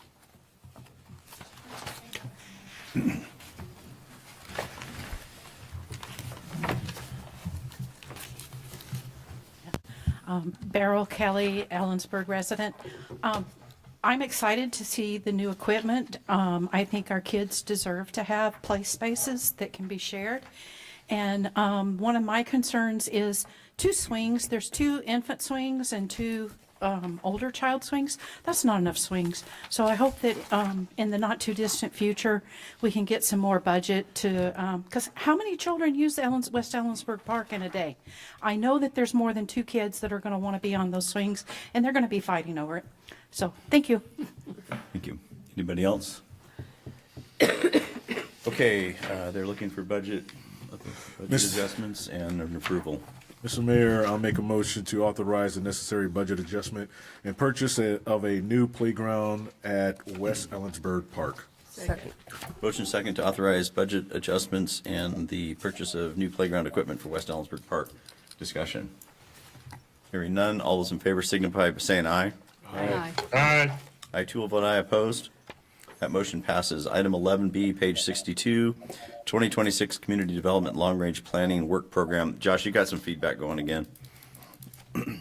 There will be a public opportunity, comment opportunity. Good evening, Mayor, City Council. Stacy Henderson, Planning Manager. What you have before you is the Long Range Planning Work Program for 2026. Each year, we bring this to you to provide an overview and allow for City Council to review the work items being addressed this year by planning. As you may have noticed, the plan that we provided started on page 64.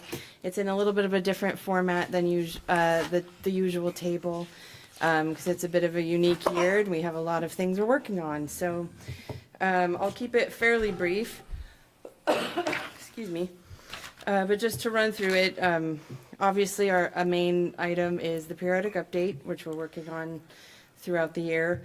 We have 2 rounds of code updates that we're going to be proposing to you all this year. The first being in June. We will be proposing some required state updates and some general code cleanup, just a few items. And then in December, we will be proposing regulation updates that are consistent with the comprehensive plan, because by then we'll have an updated comprehensive plan, and with that comes a huge batch of associated code updates. Also, by the end of the year, we have some required state mandated code updates as well. On page 65, as we included, as you can see, manufactured homes and parks, that's a staff-initiated update. We wanted to kind of update some items with regards to manufactured home parks and those codes. One item being existing regulations for manufactured home parks require a minimum of 3 acres to establish a new park, and accessory structure separation requirements exceed those for other uses. The areas we currently have zoned for manufactured home parks, not many of them are 3 acres, so just kind of aligning different things that we have in real life with what's in the code. So this year, we also have item 3, official zoning map. Staff has updated the zoning map this year to be current, but we will also be this year codifying a process for adopting and amending an official zoning map. So it is current, but we have noticed there is no process. So to have an official zoning map, we're going to create that process this year. And then there will be citizen-initiated code updates as applicable. We haven't received any at the moment, but we could. And then we did include the 2025 work program tracking. So we kind of listed some of the items that we did complete last year, including the comprehensive plan annual docket, ordinance 4977. As I stated, we updated the zoning map and did an enormous code update that you all saw and loved reading. And then item E, we included these items that we don't want to fall off the radar but may not get to this year.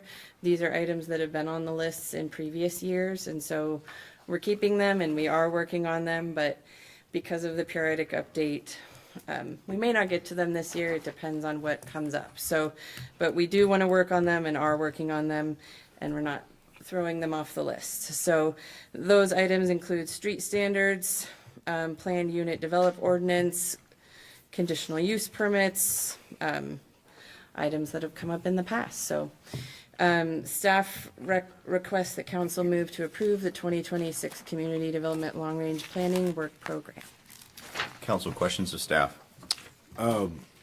Specific to on page 67, transferable open space rights, Doug and Matt Stalder request. Is that a request from private citizens to make that change, or is that a staff recommendation? I'm a little bit confused on how that's worded there. Good evening, Mayor and Council. Dan Carlson, Community Development Director. Yeah, that was a request from a citizen. I believe it was year before last. And Okay. That was one that we didn't dig too deep into, but we kept it on the list so that we could track it for future work. Okay, gotcha. Any other questions? Could I ask a follow-up on that? Go ahead. If you were, so it's presented as an open space transfer of open space. Would the structure of that be similar to a normal TDR? Development rights, per se? I mean, I get that they're trying to. I think that was the idea behind the proposal. So it's specific to off-site improvements, like wetland banking or something like that? Right. Okay. Okay. On 4 and, the official zoning map, in the update process, have we done like a gap analysis to make sure that the zones are consistent with the overlying future land use map? It seems like when I was diving into where to put a grocery store up north, I found areas zoned residential suburban in a land use, future land use that didn't allow residential suburban. So are we making those things consistent or doing? So I think we've been working on updating the map to come forward at the end of the year as a part of this, but I don't think we've done that analysis yet, but we could do that through GIS, look at the zoning district and consistency with I could be wrong, it could be all consistent, but I think it would be worth the effort to make sure that we're zoning, if our vision is to have it this, and we've zoned it that, and the legal is, the zone is what controls, not our vision, if I understand right. So I think we need to be consistent. Right, and should be a fairly straightforward exercise using GIS to do that analysis. Thank you. No further questions. Anybody in the audience wish to speak? Nobody online? Council? Mr. Mayor, I move to approve 2026 Community Development Long Range Planning Work Program. Second. Motion and second to approve the 2026 Community Development Long Range Planning Work Program. Discussion. Hearing none, all those in favor signify by saying aye. Aye. Aye. I too will vote aye opposed. Motion passes. Page 68, item 11C. This is Ellensburg's 2026 opioid funding contribution for distribution through pooled city-county grant processes. There will be an opportunity for public comment. All right, thank you, Mayor. Heidi Behrens, Sternaway City Manager. You do have a recommendation before you to designate a specific amount of funding to the pooled opioid settlement funds.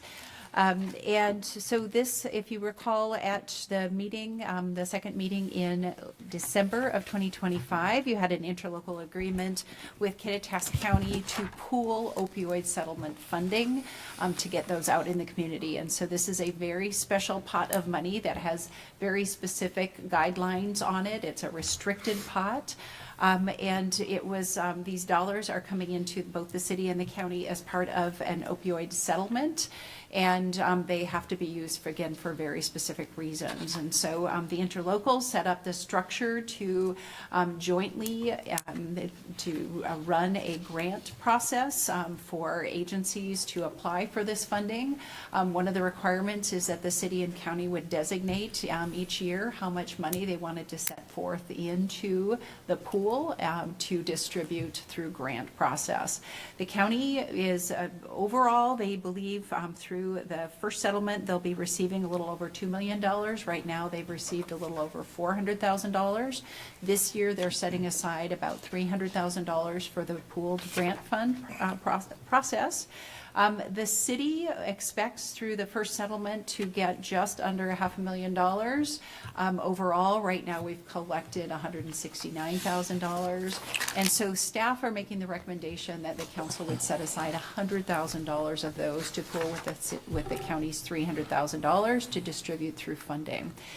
One of the requirements through the match process is the city actually pays into this to support the harm reduction program. We pay 10% of that. The county pays 90%. That's about $100,000 a year project. And then the city also contributes 10% of whatever dollars move forth to help pay for administrative costs to administer all of the grant programs, and the city would have representation on the grant selection. We would also do our own reporting. So the recommendation for $100,000 does include the 10% administrative fee that would go to the county for managing this process. So the recommendation before you is $100,000 for 2026, and I have opportunity to answer any questions. Council, questions of staff? Hearing none, is there anybody in the audience? Online? Council? Mr. Mayor, I move to approve $100,000 in restricted opioid settlement funds to be pooled with Kittitas County funds to distribute through the grant process established through the interlocal agreement between Kittitas County and the City of Ellensburg for pooling of opioid funds for the 2026 cycle and to make necessary budget adjustments. Second. That was a long I was motion. waiting for him to get through it. It was a long motion. I'm glad he did it. So we have a motion and second to approve $100,000 to go into the pooled grant fund through the ILA and make necessary budget adjustments. Is there any discussion? I just want to clarify that this is the first installment, and that the future funds and the 69,000 that's left over would support next year's grant funds and That is- possibly the next year's. That is correct. Again, we anticipate that the final settlement from the first set will be about $500,000 of funding. At this point, we only have $169,000, so yes. Thanks. Any further questions? Any further discussion, excuse me? Hearing none, all those in favor signify by saying aye. Aye. Aye. I too will vote aye opposed. That motion passes. City Manager's Report 12A. Excellent. Page Thank 71. you, Mayor and Council. Heidi Behrens, Turnaway City Manager. Just a few things I will add, and then I would like to spend a few minutes talking a little bit about recreation funding, just to prepare for items that are coming before you, potentially at your meeting on March 2nd. Reminder that first, we have Ellensburg Academy. We are actively seeking signups. I think we have a little over 30 people that have registered as of today, and we have room for about 70 people. So should be a lot of fun. 2 nights, March 11th and 18th from 6 to 9 p.m. And you can come learn and celebrate. Somebody reminded me this is the 250th anniversary of our country, so opportunity to brush up on your civics, especially when it comes to local government. So great opportunity. Reminder that we are applying for a Freight Mobility Strategic Investment Board grant. That's a pot of money that we have not gone after for transportation improvements. Just to have council awareness on, and this is a project that would improve University Way and Water Street. Excuse me. And then one of the things we are always looking at how we can improve. And so item 5 on the manager's report talks about a customer service survey we are initiating, and we'll have that open. We'll have links on our website, links in our buildings and facilities, opportunities to share when you have a positive interaction, or if there's something that we can do better when you interact with our team. So feel free to fill that out and share that. And again, it will try to make it ubiquitous and an opportunity for anybody who has an interaction to share with us. So a couple of items, and one in particular that will potentially, we're working toward coming to you, and that is the Field House project. And so we've had a number of discussions over time about the Field House project. As you recall, we framed a new process. This is something we've never done. It's a lease back option. And so we did an RFQ process that you approved that project and that process, I think at your November meeting, or maybe it was October meeting. We initiated the RFQ. We did receive one response. We've been through the review process on that. Right now, we're working on a letter of intent or letter of commitment similar to what we do for the Affordable Housing Commission to designate projects. And so at a high level, it frames what the agreement would be about, the terms of, and that would initiate contracting. What that does, it commits us to funding the project. And so before that gets to you next week, I just wanted to talk a little bit about some of the plans we've talked about, some of the work that we've done. I will, at your next meeting, I will have an item that will talk about funding, and so we'll do a formal presentation, so this will be part of your packet. But just want to remind you of some of the work that we've done to look forth, especially for the Field House. And so on the dais tonight, I actually just made a copy of the July 7th, 2025 council packet. And in there, we talked about the Field House project when we were looking at, again, the lease back basically is we lease a parcel of property at Rotary Park. And the developer actually builds the project. They take their own risk to build the project. We have a not to exceed amount for construction. and then we create terms to lease that project back. In the agreement, there will be opportunity to do an early buyout or buy down of that project, so we could either continue the lease or refinance at a later date.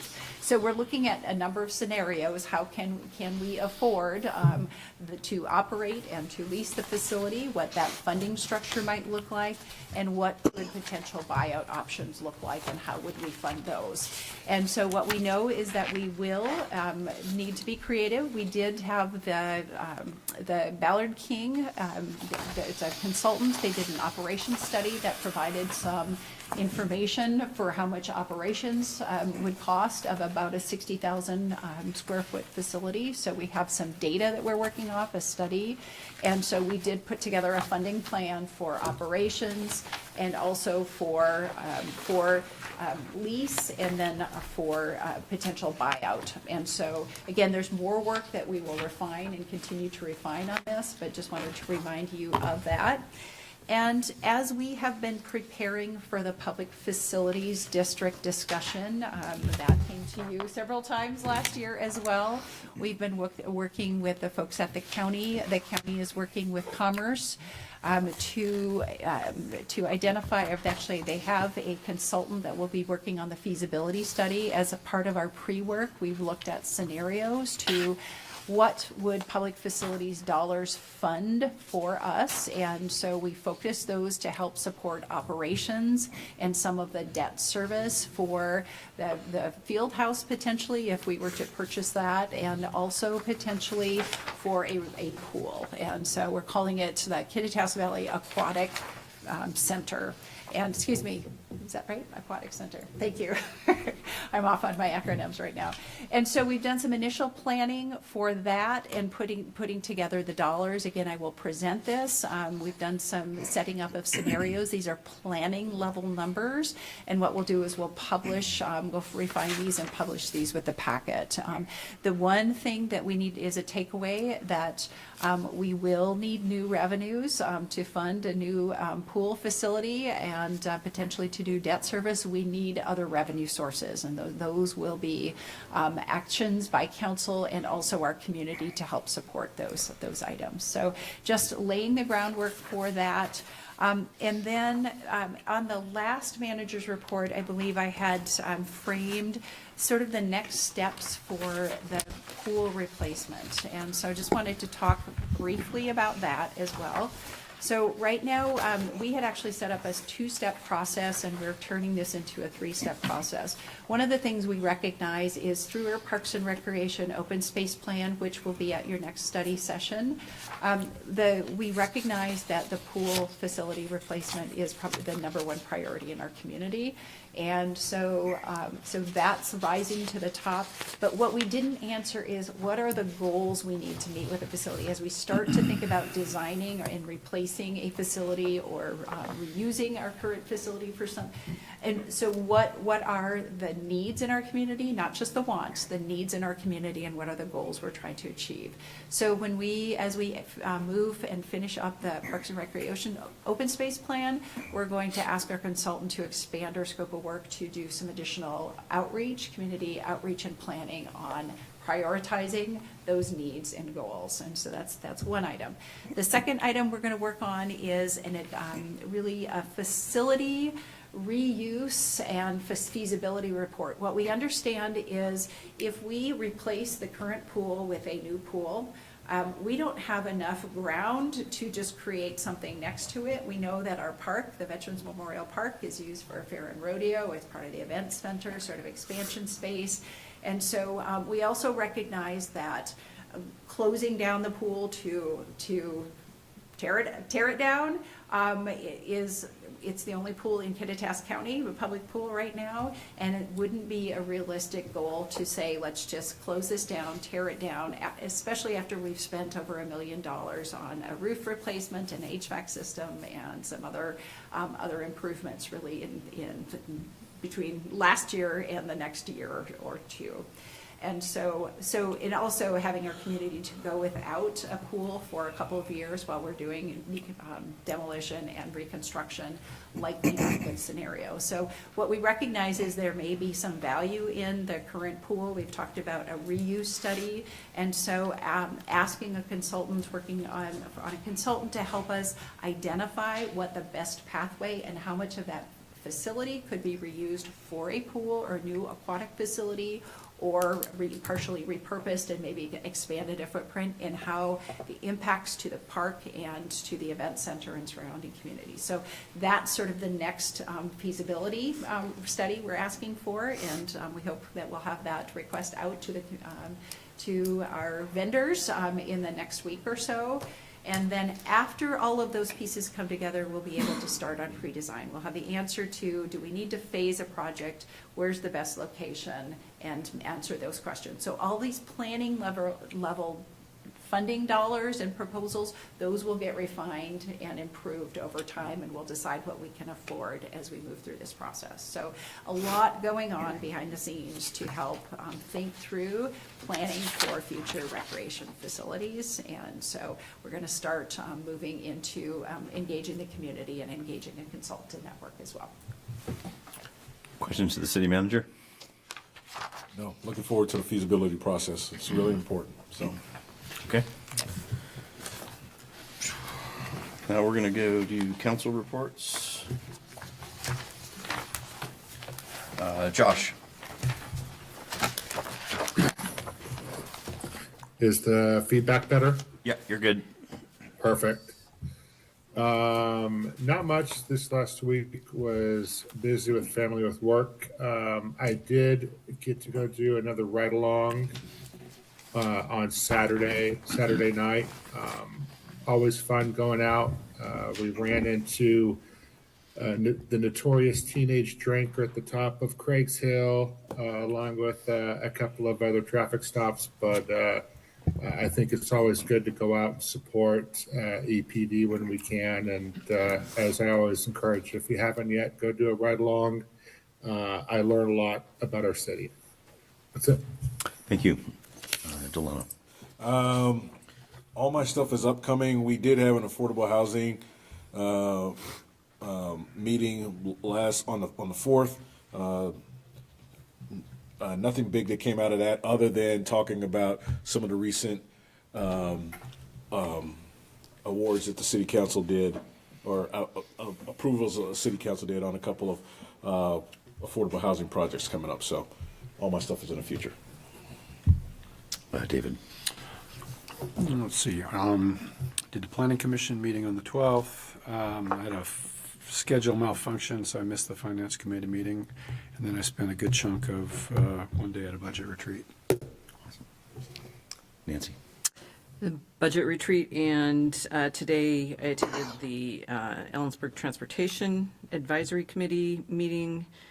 I was elected chair of that. And we had a couple of visitors from the Kittitas County Developmental Disabilities Advisory Commission. And I think that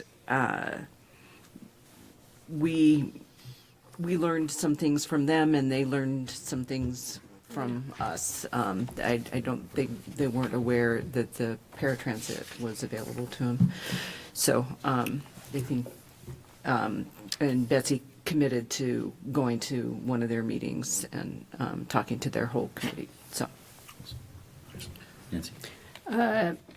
Yes, I also attended the retreat. We had a Parks and Recreation Commission meeting last week, and we got a look at the future and some of the future park plans. Pretty exciting things.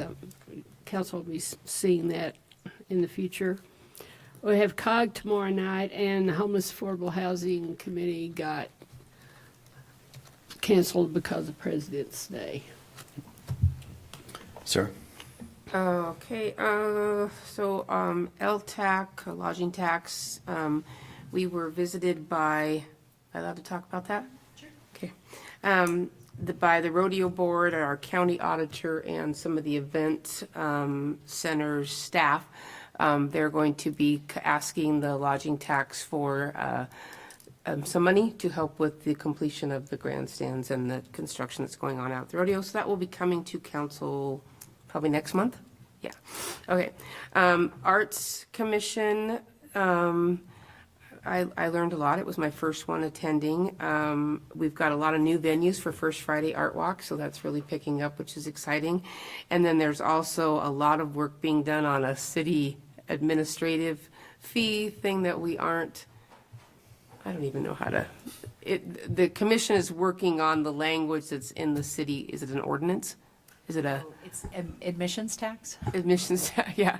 So it's a very big deal right now that they're working through, so that will be coming probably to us in the future as well. KitCom, I always refer to Rich because he's much more eloquent with it, and that is all I have. So an update on KitCom, we continue to add staff and do the work that we promised in the 2/10 sales tax initiative, so things are generally going very positively in that respect. I did spend last week in Olympia talking with 2 of our 3 representatives. For obvious reasons, Representative Dent wasn't available. And they are very supportive of our legislation requests, although many of them won't be considered in this session. And we did have 2 capital funding requests that were that received support, but I don't know what the disposition of those is yet. So it was worthwhile. I was down there for 911 as well, so it made sense. I wanted to bring up the COG meeting that is tomorrow.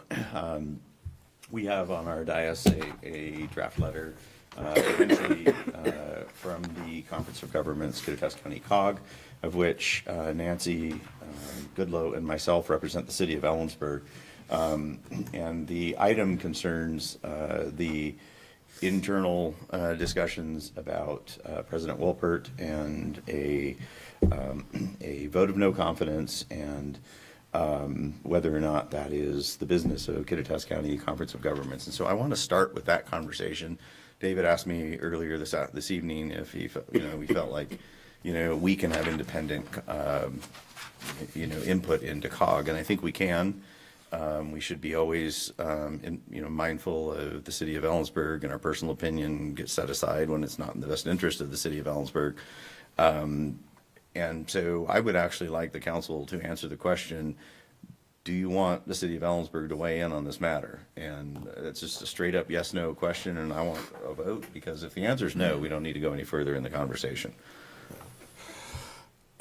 So you guys know that I'm at the university, so just trying to remain neutral in this, and yes, I do have a stance on this particular thing that's happening. I think it's important for the city to remain neutral on this. And the reason why is because we have citizens that are on both sides of this discussion. And I think our role is supporting the broader community no matter what's happening. So I have a personal interest on what's happening on one particular side of this, but I think in this role as on city council, our responsibility is to remain neutral on it. So, does anybody disagree with that point of view? I guess we should start there. Is anybody in support of the city kind of wading into this? During council reports, we don't accept public input. I do not want to wade into this. I'd like us to stay out of it. Okay, so I feel like when we get council consensus or a vote, that it is Nancy and my position that if you tell us to, say we don't want to be a part of this and we don't think it's a role for city government, for the city of Ellensburg, that's the stand we will take tomorrow. Okay? Fair enough. Okay. So how does it work if the rest of the communities say yes and want to send this letter? We don't sign it. We just, okay. We're not going to be signatories to it. But it's signed by the Council of Governments, not... Yeah, we'll express our opinion. They're public meetings, by the way. COG, you can show up at the city, at the county courthouse. It's in Cle Elum this week. Oh, it's in Cle Elum, yeah. So, okay, you can show up and there is an opportunity for public comment and you can express your sentiments. yeah, by all means, express personal stuff and everything like that, but as a body. Well, we're going to stay on the side of we will represent the city. I'm not going to have a personal opinion. Okay, that's all I need. We're going to go into apparently an executive session covering two subjects. 2 items, and so it's actually 2 separate executive sessions, 10 minutes each. There will be no action following. Okay, one is site acquisition for real estate and legal representation for enforcement action. So again, 2 10-minute executive sessions will come back. The only action we will take will be to adjourn, and we're going to go into executive session in 2 minutes. And Councilmember Thompson, I will call you if that Okay. works. Okay. 2 minutes. Well, I know that when we first did the ordinance,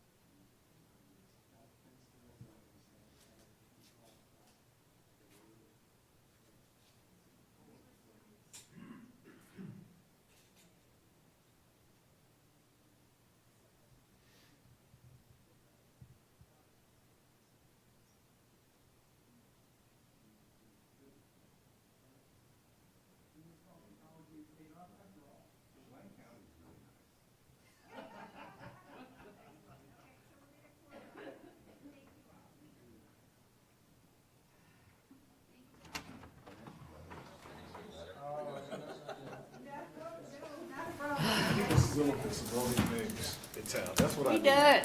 That'd be helpful. Okay, we're adjourned. All right. Adjourn? We're adjourned.